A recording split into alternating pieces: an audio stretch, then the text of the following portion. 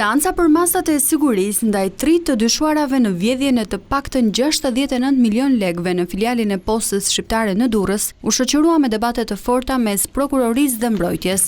Sipas organit të akuzës, shuma monetare është tërhequr nga arka qendrore gjatë muajve prill dhe maj përmes veprimeve kontabël të kryera në kundërshtim me procedurat, pa u regjistruar si hyrje në degët e Shijakut dhe Krujës.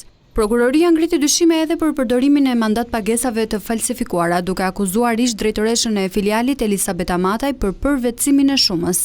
Një nga elementet e paraqitura nga akuza ishte frekuentimi i kazinove nga Elisabeta Mataj dhe bashkëshorti i saj.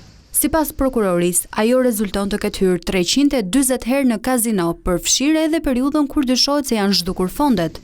Për këtë janë administruar edhe pamjet filmike të hyrje-daljeve në 2 kazino në Tiranë.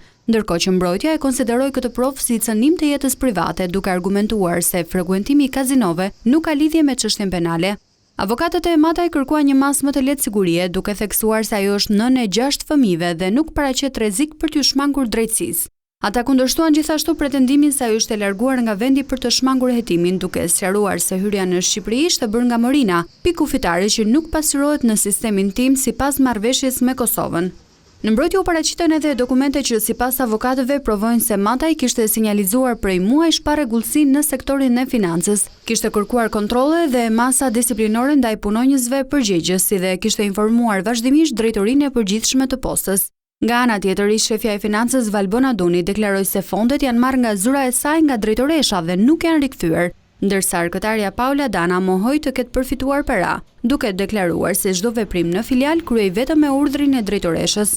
Në përfundim të seancës, gjykata la në burg Elisabeta Matajn, ndërsa Valbona Duni dhe Paula Dana u lanë në arrest në shtëpi.